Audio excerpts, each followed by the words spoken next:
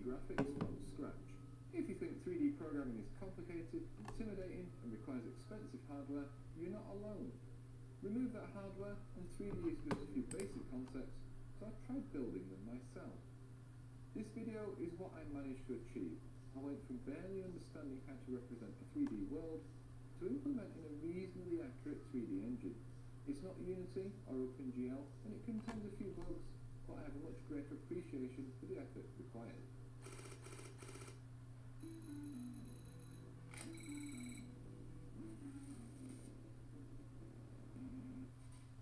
Let's look at possibly the most challenging task a computer can do: draw 3D images. Imagine for a moment it's the 1970s. Computers are pretty slow and have very low resolution screens if they can draw graphics at all. If you work in a university and have access to powerful computers, you might be able to make a few dozen frames that look like this. Or spend months doing PhD level research to create things like this, which use nice shaded polygons to give a decent representation of 3D shapes and a hint at surface texture and lighting. Skip forward 10 years, and for the majority of people, we still have slow computers that could barely do graphics at all, and if they could, the 3D looked like this. Just basic wireframe shapes floating in a sea of black, with maybe the objects rotating and scaling on the screen. This is Elite, developed by David Braben and Ian Bell. It uses a lot of clever tricks to pull off this on a low-powered 1980s computer. And it does those tricks incredibly well. For an age where home computer graphics was sprite-based, seeing fluid 3D motion at home was really impressive, even if we really didn't understand how to play the actual game. This is going to be the benchmark for our efforts today. If a BBC Micro can do 3D, I can figure it out on my modern PC, without involving the GPU. Why am I showing you old games and sounding like a history channel? What if I told you the underlying techniques haven't changed that much? Those primitive 3D shapes were drawn in the same way a modern PC draws its graphics. I wanted to implement my own basic 3D rendering system to experience what it was like doing all of this by hand, as if it was the late 80s or mid-90s. A time before dedicated 3D hardware was common, so programmers had to do everything manually. But first, we need to talk about the concept of 3D and what it even is. Right, welcome everyone to a basic perspective drawing lesson. Today we're going to learn how to draw some 3D images using one-point perspective. What you're going to need is, the first thing is to get your piece of whatever it is, and you can just draw a straight line across it. This is going to be your horizon. Then what you need to do is draw some diagonal points on the centre point. That's going to be, start joining them up with straight lines. So you can see the thing that we're building, and you can see how the construction lines help the drawings, are based on basic rules that we intuitively just understand by existing in a 3D world. Items at the front are bigger than items further back. These are small, but the ones out there are far away. There's just enough information for our brains to understand this is supposed to be in 3D. So, your homework for next lesson is to draw a complete street with buildings on it using this technique. So how do we turn a bunch of lines on paper into a computer simulation? Well, the secret is maths. Is this maths complicated? It is, yes, it's very complicated. But only if you're trying to derive it all by hand from scratch, or force it to fit inside an 8-bit CPU. Otherwise, it's a bit more doable. But I have a problem. My maths is shockingly bad. I've played about with 3D before, but never really understood what was actually going on. So when I found problems, a bit like today with AI, I had no idea how to go about fixing it. The maths looks like this. And that makes no sense to my brain at all. Just can't understand that stuff. So I bombed out of physics at college. It's just full of all that maths nonsense. I understood the concepts, but could never do the actual calculations. But I don't need to know the maths, I just need to know how to use it. And because it's not the 1980s, this is a solved problem. We know how to draw 3D now. I found this very helpful video that explains the process. More importantly, he's got code and he takes you through it. Alright, it's JavaScript, but nothing's perfect. It's still code and I can understand it. So if you're a bit mathematically challenged, maybe you are. Maybe you just need to find the right way to fit it in your brain and understand it. But I do like this idea that he points out. You have to just shut up and calculate. And we're programmers. We'll be doing that quite a lot. So let's start at the beginning. So wireframe 3D. By doing this, we can investigate the techniques for drawing 3D looking images on a 2D screen. I'll start with a simple cube, and then we'll go from there and see how far we get. We have got to the point where literally anybody Here is that we define objects using points. These points are defined as x, y, and z coordinates. Putting this on the screen requires converting or projecting the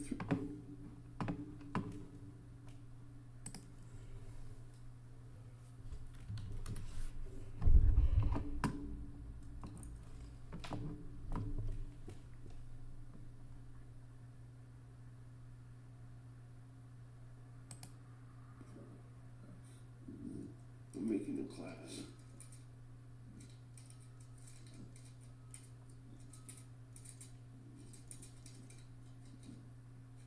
What I'm going to do is demonstrate class. I have to shave my face again.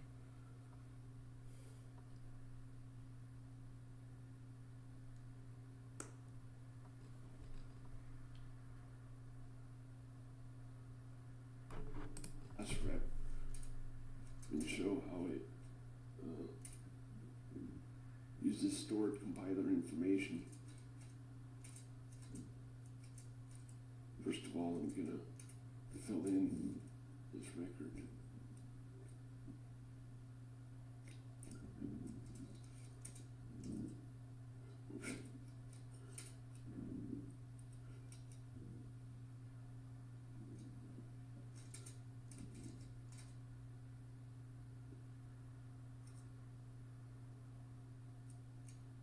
Terminator.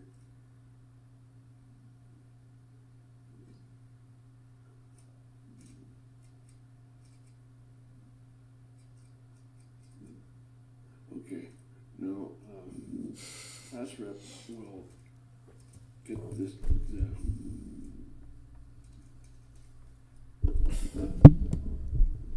It accesses the symbol table the compiler uses, and it will display. So it's kind of like a IDE debugger, but it's command line driven. Now it has the structures for pretty much everything. So now a similar feature is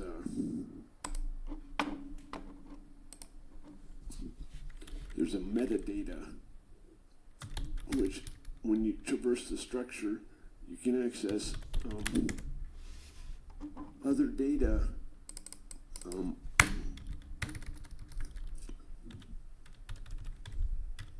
This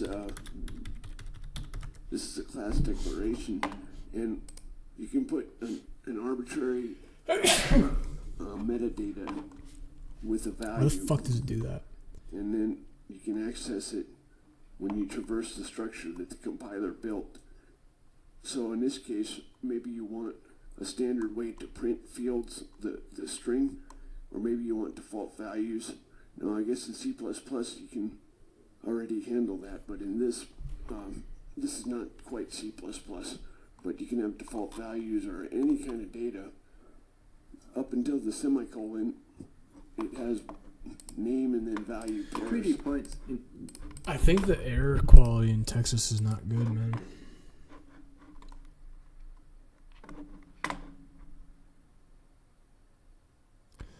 All this fucking paranoia and shit surrounding like AI is fucking annoying. It's getting really fucking annoying now.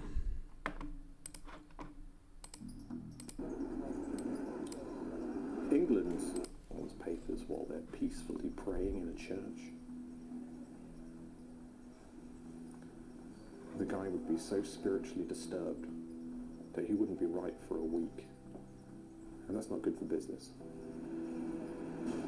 No, it's better you have a system where you can pick his pockets whilst remaining totally outside of his perception.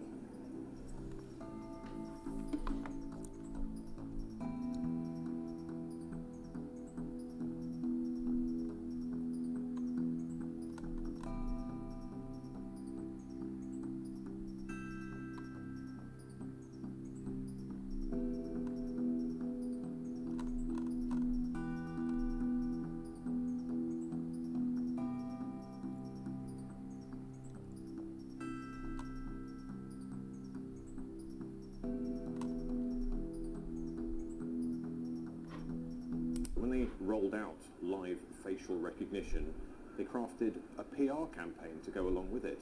They say that they have a watch list, and the camera extracts a biometric signature from your face, which it compares with the watch list to see if you need to be kidnapped and thrown in a cell. But don't worry, if you're not on the list, the system forgets you. Isn't that what China's been doing for fucking years already? Instantly, in the blink of an eye, like nothing ever happened. You didn't feel their fingers forcing their way into your pockets. So what's the problem? But whether the checking of papers is done physically or by an AI machine blinking at you for a split second, the moral framework is actually the same. It's not a moral activity. If it were, people would actually enjoy it. But they don't. We don't like that sort of thing in England at all. And the state's solution to us not liking it is to scale it up by a factor of 100 and make it ever more difficult to see. They want to try and make it invisible because it's better if the human animals don't know their faces are being watched. Face Watch. It's the facial recognition system used in high street shops. It is what's known as a BCRP, Business Crime Reduction Partnership.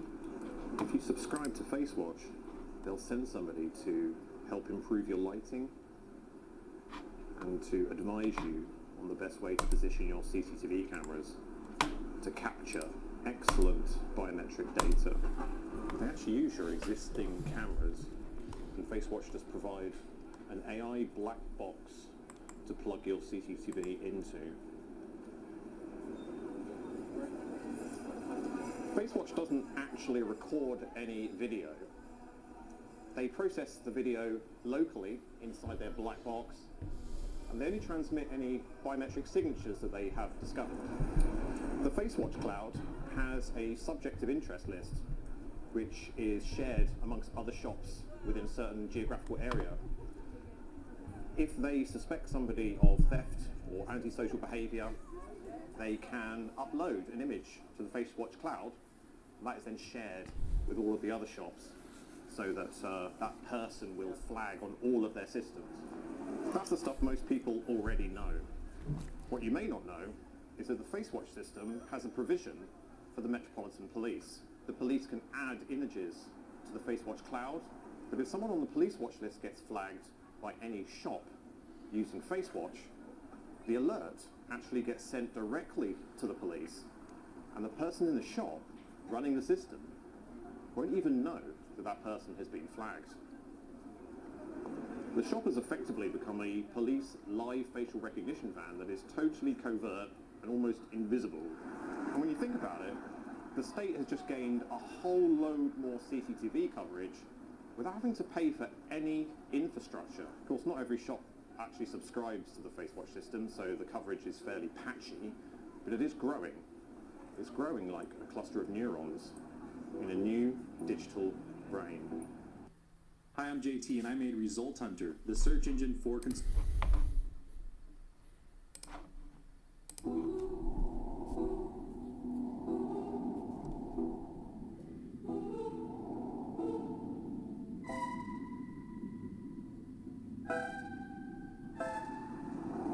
A few years ago, at Willesden Green Underground Station, they did a little experiment.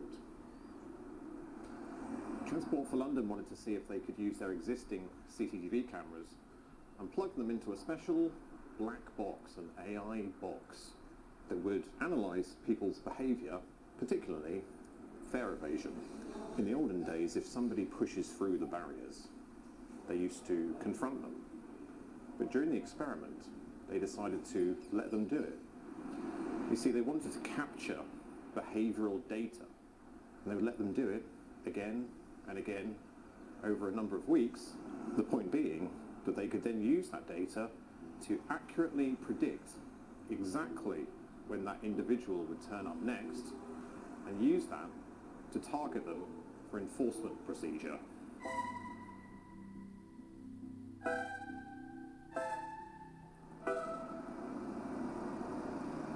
The British Transport Police. This is their headquarters, but they actually have a secret facility as well. It's a CCTV control centre where they monitor all of the railway network's cameras. Yeah, but it's not allowed to film the building. Am I speaking to a police officer or am I speaking to a security? You're speaking of security. Yeah, so maybe you don't understand that I am allowed to film out here. It's a public road. Sorry? I am allowed to film out here. It's a public road. Yeah, you can film the road, not the building. No, I definitely can film the building. Could I speak to a police officer, maybe? Could I speak to a police officer? The video I'm making is about BTP TOC ISP 001. I'll forgive you if you've never heard of it. What is that? British Transport Police and Train Operating Company's Information Sharing Protocol. Okay, no worries. Yeah. So it's basically just about. I mean, I've been all over. Very in-depth policy that probably I'm not privy to. It's just to do. It's just to do with basically the fact that you guys are monitoring all of the rail network CCTV. We have access to it. Yes. You have some kind of control room somewhere, which I believe is like top secret. No one's supposed to know where it is because it's like a. I wouldn't say top secret, but we generally don't broadcast facilities like that. Obviously, which is like operational security and all that. Exactly. Train operating companies are private companies. It's a bit like a shop, really, except they sell travel rather than goods. And every single camera in the entire jurisdictional area of the British Transport Police goes live to their control centre. Every single train platform, every single stairwell, every corridor, every entranceway.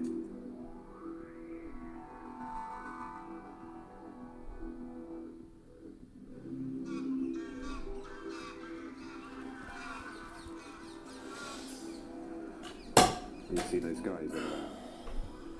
In a minute, I'm going to go and find out what type of Axon body camera they have. I was just going to find like a normal police officer in town, but you can never find a police officer when you really need one. Those guys are a captured audience. They're stationed there, not allowed to leave. But first, let's meet the models. The Axon Body 1 from 2013, a real brick, VGA. The Axon Body 2 from 2015, a significant upgrade, 1080p, Wi-Fi and Bluetooth, wow. The Axon Body 3 from 2019, 1080p still, but with LTE 4G live streaming and GPS, very handy. And finally, the Axon Body 4 from 2023, 2K, big field of view, 4G live streaming, GPS, Wi-Fi and Bluetooth. Let's go over there and see what they got. Is it alright to approach? Thanks. I was just making a video over there about Axon. Most Met police officers seem to have the Axon Bodycam 3. I heard about the Axon Bodycam 4 and how much better it is than the number 3.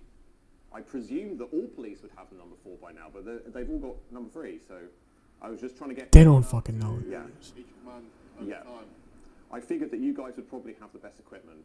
Do you mind if I just take a short clip of it? Is that okay? If you need to, Yeah. that's fine. Yeah. I would ask you Okay. to It's going to be a very short clip because I've never seen one in reality.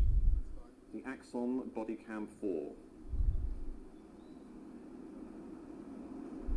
And I know that these things have capabilities. They have some kind of AI assistant. Do they use that with you? Do you get to use that? Oh, so that's a yes. Wow, that's amazing. So I personally think, because I'm a passport holder, which means that technically, even on my approach, people in your control room can use like retrospective facial recognition just to check that I am who I am. Or are you sure? I mean, they can. Whether or not they do. They don't have access to they're not sitting behind a camera looking at all the body-worn cameras from all the Okay. They do that in America, you know. The Axon, what are they called? Live crime centers or something. They can literally, like, they see all the police officers on a map. I don't want to distract you. And they can click on anyone and just have a look live straight through that camera. Thank you very much for being polite. Sorry for invading your privacy. Cheers. Have a good day, yeah? I used to say, if I hear AI one more time, I'm gonna lose it. But Monday.com is super. Thousands of body cameras streaming live to the cloud of Axon. Imagine what it must feel like to sit in one of their control rooms and be able to switch on any camera on any police officer in the city. At the moment, the Met are underfunded enough that they don't have that. But they will, give it a few years. Axon also have an AI black box that they provide to large companies that they can plug their CCTV into. It's called the Axon Fusus Core. Setting up Fusus is fast, requires minimal hardware, and has no activation fees. You simply plug a Fusus core into your existing camera or network, and within seconds, the video feed is analyzed, securely encrypted, and transmitted either by an ongoing live stream or on demand based on an alert.